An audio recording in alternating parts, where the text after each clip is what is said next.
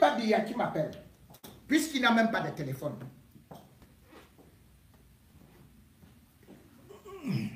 Et puisqu'on n'est même pas conscient, que lui-même soit conscient qu'il est toujours président de la République. De toutes les façons, on connaît et on voit où sont les présidents.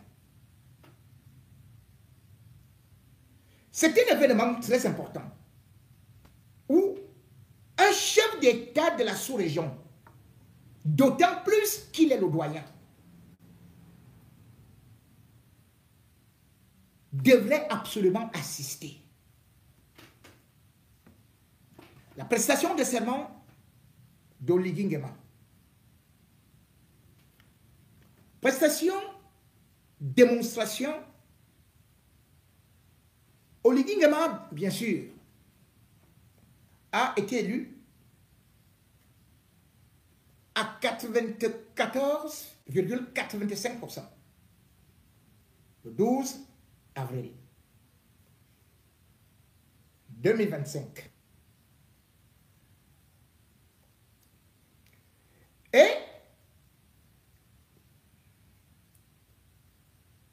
non seulement il a voulu organiser une grande cérémonie populaire dans le stade d'Angondje, qui a 40 000 places, mais combien de chefs d'État y étaient? Près de 20.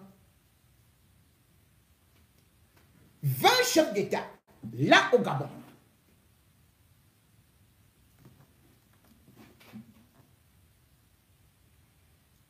On a pu voir le vieux Obiang Bazo. Il est arrivé là-bas. On a vu, bien sûr, les Sassou Nguesso. On a vu les voisins tels que Touadéra Bangala en colère, Mahamat Idriss Déby, sans pour autant oublier ceux qui venaient même un peu plus loin comme Kagame.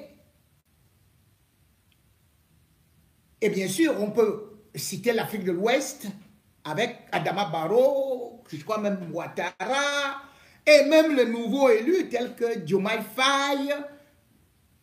Bref, c'était un grand événement.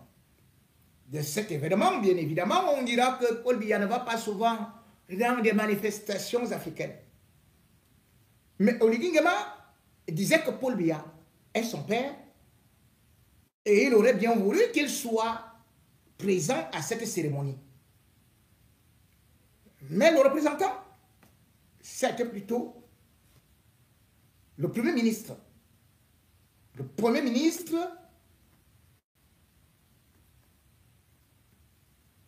qui est donc parti représenter Paul Biya à cet événement. Mais dans cet événement, il y avait aussi des discussions. Bien évidemment, Macron n'était pas là. Il a envoyé son ministre délégué chargé des affaires européennes, donc Benjamin Haddad. Et bien sûr aussi que je crois que même les États-Unis ont aussi envoyé leurs représentants. Donc, Donald Trump a envoyé, je crois, Massa de Boulos, conseiller spécial, pour assister à cet événement. La première leçon que nous tirons de cet événement, c'est que Oligui Nguema, en très peu de temps, a réalisé ce que Paul Biya n'a pas fait en 42 ans. C'est-à-dire qu'en 19 mois, il a réalisé ce que Paul Biya n'a pas fait en 42 ans. On a constaté que cette élection a été faite dans la transparence, même si on peut signaler quelques irrégularités. Tout le monde a reconnu, y compris les opposants. Les dépouillements étaient publics. Cette élection nous a aussi montré que la campagne électorale, c'est un homme et son peuple. Il a donc dû faire du showman sur des plateaux, lors des meetings. Il a dansé, bien évidemment, peut-être comme Ali Bongo, quand lui-même, il était encore quelqu'un. Mais surtout, il maîtrisait du bout des doigts la volonté de ses concitoyens. Avant d'arriver sur ces réalisations, il y a eu des huis clos et il y a aussi des non-dits sur la situation du Cameroun. La situation du Cameroun préoccupe presque tous ceux qui sont actuellement en Afrique centrale. Et il faut voir que sur le plan diplomatique, le Cameroun est déjà presque isolé. J'avais déjà parlé de ça lorsqu'on a pu constater que Mahamat Idriss Déby, lui aussi, était déjà en train de partir vers la Guinée équatoriale en se disant que c'est par là que désormais il devrait recevoir ses marchandises. Et que bien évidemment aussi, on a constaté que Touadéra, lui aussi demande que ses marchandises passent par la Guinée équatoriale. Pourquoi? Ça s'est donc encore confirmé. Pendant la prestation de serment d'Oligui Nguema. Les informations que nous avons sont les mêmes informations qui circulaient avant le coup d'État au Gabon. Ce sont les mêmes informations. Avant le coup d'État au Gabon, retenez que on avait déjà un véritable souci, un vide à la tête de l'État, avec Ali Bongo qui avait fait un AVC. On ne voyait plus Ali Bongo. Ou parfois il paraissait et on applaudissait et tout et tout.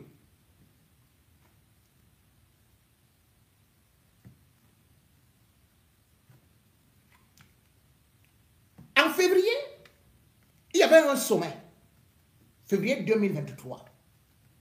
Un sommet au Gabon. Où la France était bien évidemment aussi représentée.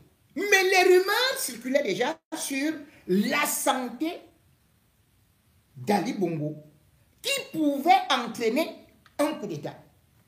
La France avait donc cette information par le truchement de la DGSE.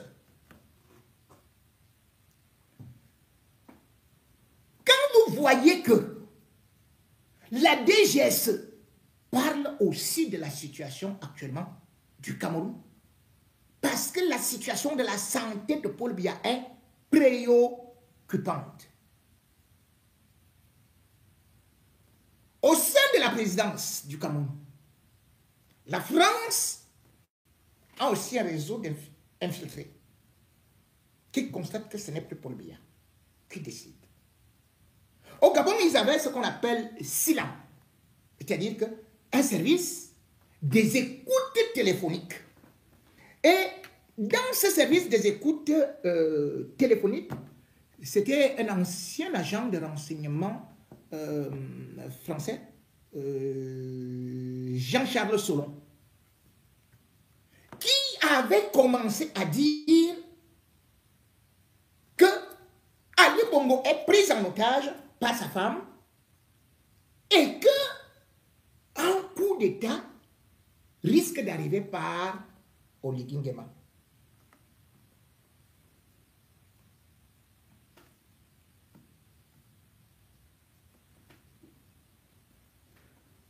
Aujourd'hui, la situation est très préoccupante. Pourquoi elle est préoccupante?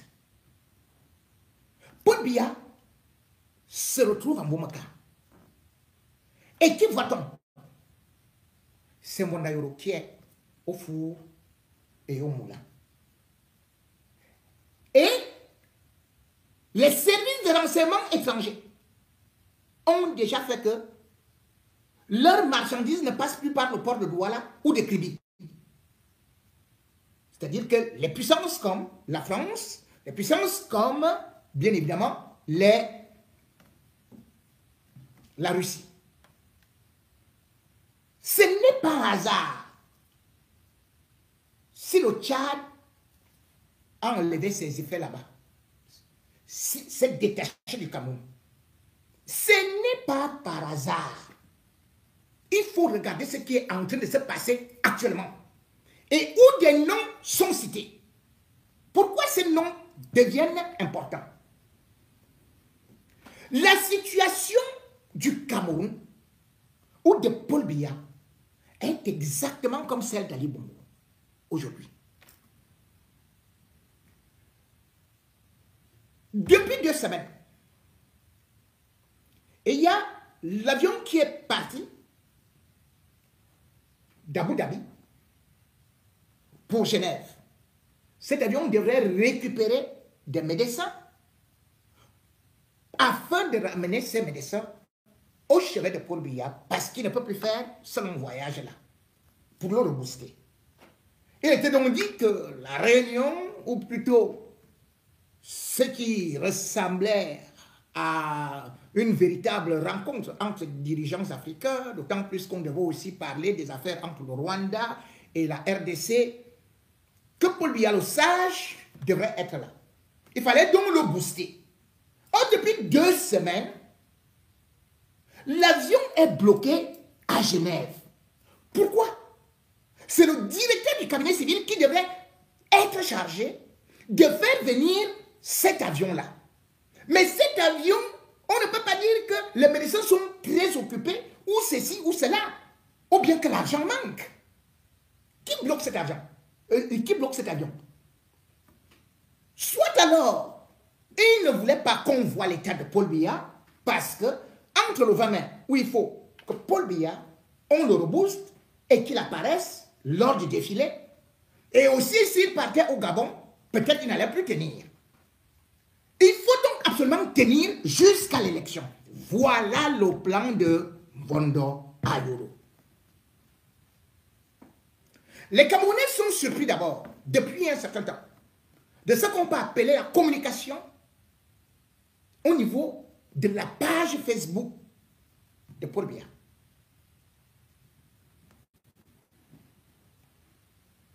Paul Biya ne maîtrise pas sa page Facebook. Il ne poste pas. C'est Mvondo Ayolo qui a bientôt un mois a demandé à Babo de lui remettre les codes. Les codes de la page Facebook de Mvondo Ayolo, de Paul Biya sont maintenant détenus par Mvondo Ayolo. Et ce qui est encore plus intéressant, c'est que vous constatez qu'il y a une télévision nationale qu'on appelle la CIATV.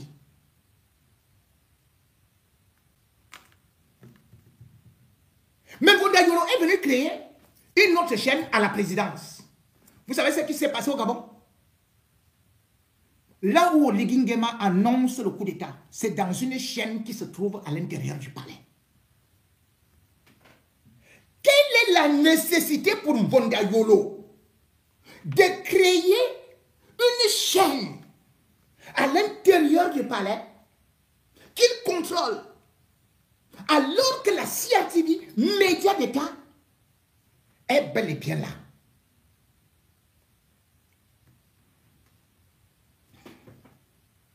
Oligui est l'ami de Mvondo Ayolo. Et d'ailleurs, lorsqu'il est venu au Cameroun, vous avez pu constater comment ils se sont embrassés. Oligui est une vieille connaissance donc de Mvondo Ayolo. Et Mvondo Ayolo est aujourd'hui l'un des Camerounais les plus riches. Il a acheté tout ça en Mélima. Les immeubles à Yaoundé et partout. Et d'ailleurs, l'immeuble qu'on dit étant, c'est sur le terrain de qui? C'est sur le terrain de Mvondo Ayolo. Qu'est-ce qu'il va faire avec tout cet argent-là? Est-ce seulement parce que il veut s'amuser après Biya? Je vous rappelle une chose. Depuis un certain temps, a fleuri l'idée de la vice-présidence. Parce que Bondayolo est parti créer les franquistes en faisant croire à Franck Biya que c'était pour lui. Or, c'est lui qui tirait les ficelles à gauche et à droite. Mais, ce qu'il a encore fait, derrière les franquistes, c'est que non seulement vous voyez qu'au comité central, il a déjà mis ses amis, ses pions, mais surtout, il est parti créer un autre petit mouvement qui est en fait un grand mouvement pour que Biya crée le poste de vice-président. Qu'est-ce que Oligui Nguema a fait au Gabon? Oligui Nguema, dans la nouvelle constitution, a supprimé le poste de Premier ministre. Il a créé le poste de vice-président. Parce que le vice-président accède directement à la magistrature suprême. Ceci s'est passé au Gabon, d'abord à l'époque de Liomba. Liomba avait été installé par la France. Et il tombe malade. Quand il tombe malade, on veut bien le contrôler. On fait qu'il crée, le 28 novembre 1967, le poste de vice-président.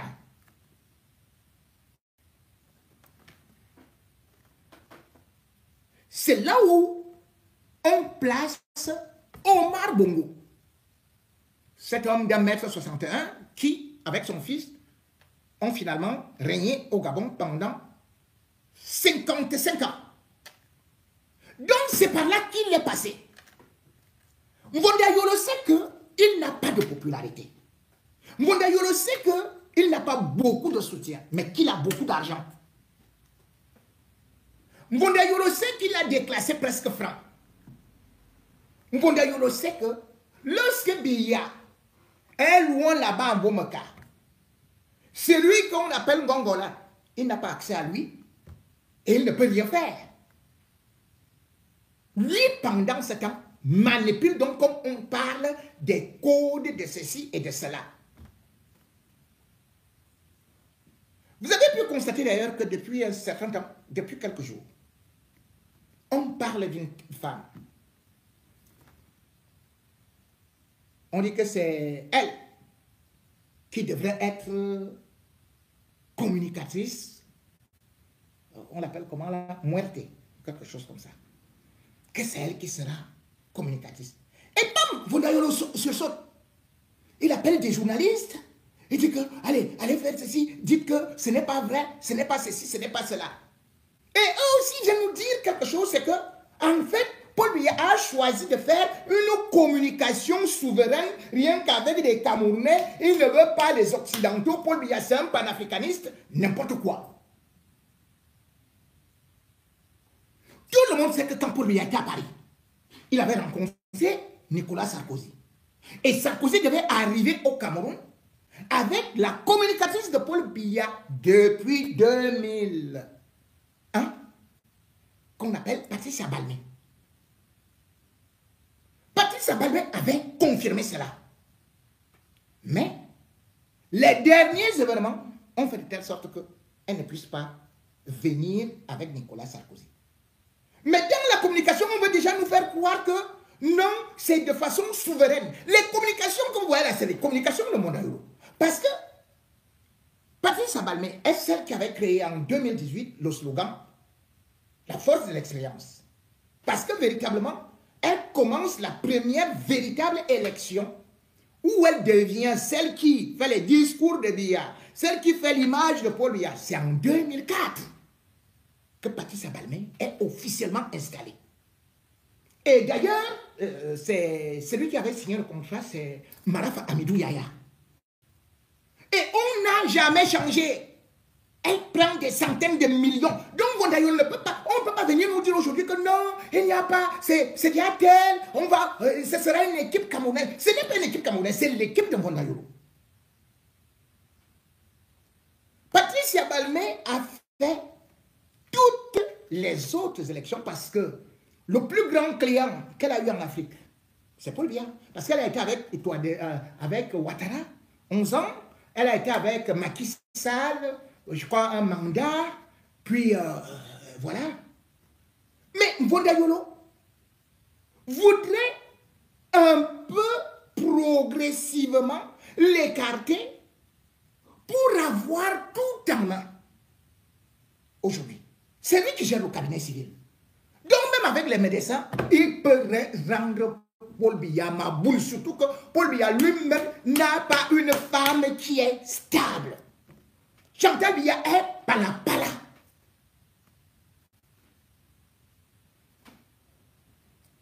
Donc aujourd'hui, quand vous regardez ce qui s'est passé au Gabon, comment est-ce que Omar Bongo est arrivé au pouvoir par la vice-présidence? Vous voyez aujourd'hui que Olivier Nguema a créé la vice-présidence.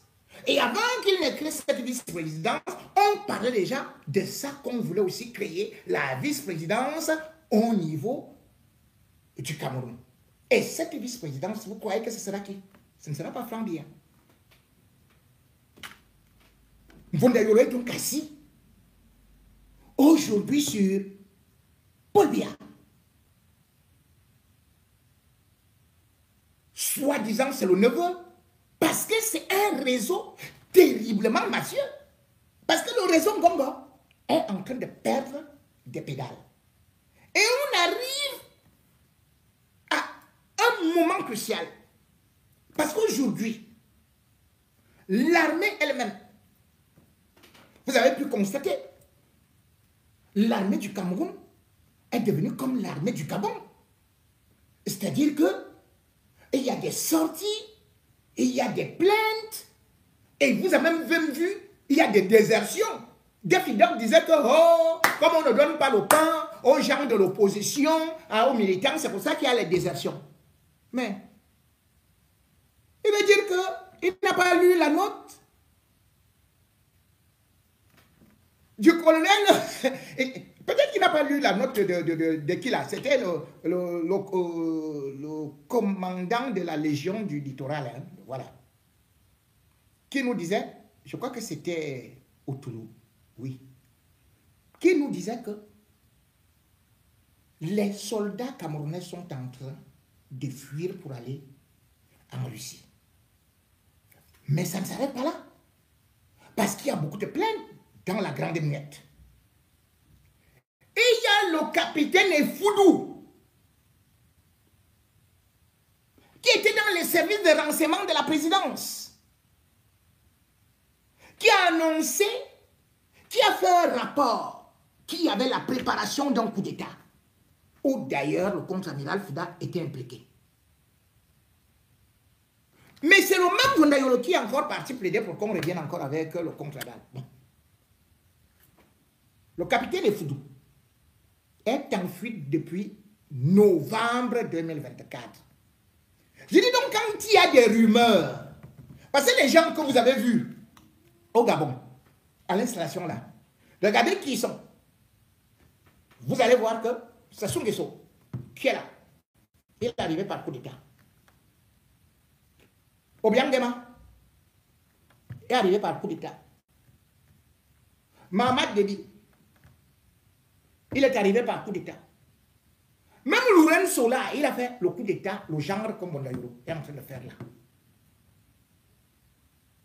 Sans pour autant oublier Oligui Nguema lui-même qui est arrivé par coup d'État.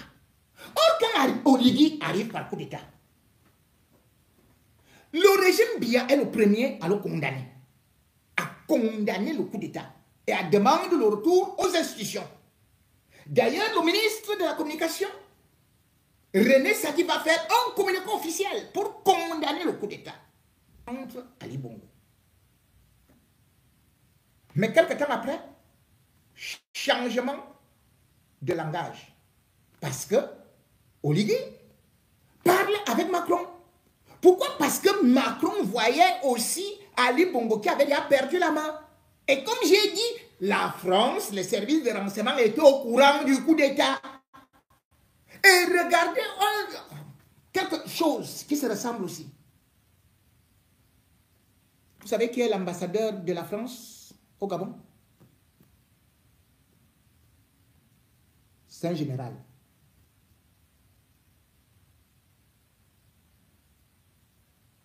C'est un général de brigade. Je crois qu'il doit s'appeler Fabrice Moriès, qui est l'ambassadeur du Cameroun, de la France au Cameroun. C'est un général.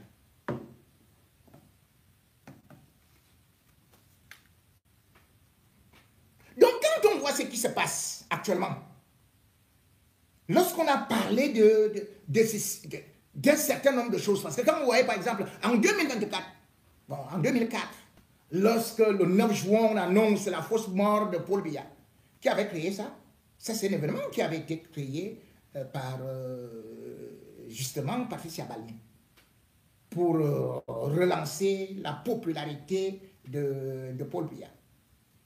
Mais là, maintenant, on ne parle pas de la mort, mais on parle quand même d'un président qui est très fatigué, dont on ne connaît pas ses états, dont on ne connaît pas aujourd'hui quel document est-ce qu'il peut signer, et où on voit un directeur de cabinet en pleine activité. Je vous rappelle qu'au Gabon, Omar Bongo était le directeur de cabinet de Léonard. Et par la suite, on a créé une loi pour faire de lui le vice-président. Et quand il meurt, c'est-à-dire que Léonard, directement, c'est Omar Bongo.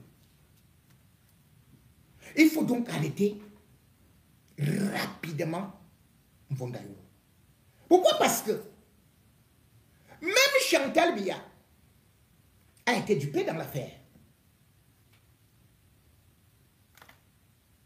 Paul Biya ne voulait pas recevoir Oligui Nguema. Mais c'est Mvondayo qui, profitant du fait que Oligui Nguema a parlé avec Macron, c'est Paul Biya qui sera le premier, alors que il ne reconnaît pas les autres putschistes. Il va accepter de recevoir parce que Mvondayo lui promet que non, c'est un petit qui t'aime beaucoup, qui te respecte, n'aie pas peur que l'armée va faire ceci et cela. Rappelez-vous que Oligui Nguema devait venir au Cameroun le 16 octobre 2024. Il ne l'a pas fait. C'est plutôt le 9, je crois, décembre, que finalement, ils se sont entendus pour qu'il arrive au Cameroun. Or, quand il arrive au Cameroun, Chantal Biya est inquiète. Et le fait savoir à Paul Biya que mais ça, c'est quel individu ça? Ce monsieur, si tu lui donnes autant de points et si tu lui donnes une crédibilité, cela veut dire que ton armée aussi peut s'inspirer de lui, te déposer et me faire ce qu'on a fait à Sylvia Bongo. Quand Oligui Nguema est donc reçu à Yaoundé, il promet à Paul Biya qui, sur la pression de Chantal Biya, qui veut la libération de l'ex-première dame. Parce que ce que Sylvia faisait, c'est ce que Chantal Biya fait. Oligui va accepter. Bien évidemment, ça lui permet, entre-temps, sur le plan international, d'asseoir ses relations, ses ramifications. D'ailleurs, on va le voir au sommet de l'OIF, je crois que c'est à Paris. Il viendra encore, machin, tout ça. Bon. Bref, en très peu de temps, il a vu Macron plusieurs fois. Et il a aussi donné des assurances à Macron en disant que, bon, écoutez, on va d'abord débaptiser la base militaire, là, puis 200 militaires restent tout simplement. Mais sauf que la France, moi, je préserve les intérêts, c'est bon, et tout et tout. Et puisque Macron a déjà perdu, par exemple, le Niger, le Mali, le Burkina, il ne reste plus que 2 endroits, Djibouti et le Gabon, là où il y a les bases militaires françaises. Et pour contrôler le Cameroun, il faut contrôler le Gabon. C'est pour ça qu'il a adoubé, c'est pour ça qu'il a légitimé Oligui Nguema. Or, en légitimant Oligui Nguema, la situation du Gabon est similaire à celle du Cameroun aujourd'hui. Pourquoi? Parce que Paul Biya, lui aussi, il est fatigué, comme Ali Bongo.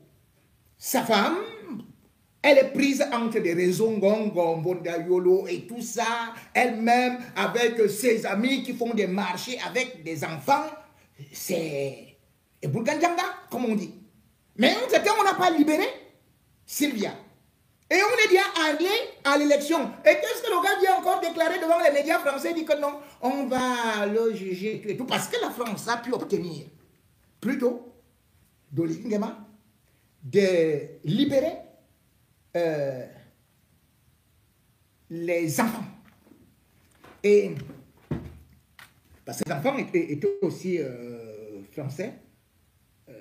Et donc je crois que la France avait décidé, je crois que Oligui a décidé de libérer une fille, puis je crois Djilal et Abid. Enfin, disons les noms un peu compliqués là, c'est pas important. Mais on n'a pas négocié pour Sylvia. Alors que Chantal exigeait qu'on libère Sylvia parce qu'elle dit que si Sylvia reste en prison et quand elle voit comment Sylvia est en prison et pleure, cela veut dire que c'est ce qui risque de lui arriver.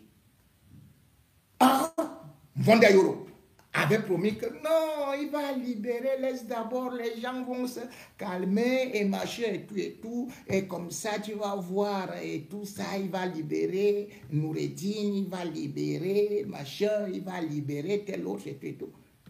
Mais il se trouve aujourd'hui que même ces élections, c'est les observateurs français qui étaient là, qui ont été financés par la France à hauteur de 600 000 euros. Et la première personne à adresser les félicitations à Oligui Nguema, c'est-à-dire que dès le 12 avril, c'était Emmanuel Macron. Emmanuel Macron connaît donc la situation qu'il y a actuellement au Cameroun. Mieux que nous. Donc quand moi je vous parle des services de renseignement, c'est qu'aujourd'hui, ils sont convaincus qu'il y a quelque chose qui se trame et surtout que Paul Biya n'a plus la main. Ça se joue donc entre Vodayolo et Ngongo. Ces gars ne veulent pas aller à l'élection. Ils ne veulent pas l'élection. Ils s'en fichent de tout ce qu'on est en train de faire là. Ils veulent juste que, même s'ils veulent aller à l'élection, leur préoccupation c'est que Paul Biya y arrive étant un peu vivant. Dès qu'il est un peu vivant, allez, après l'élection, boum, vice-présidence. Vous allez voir,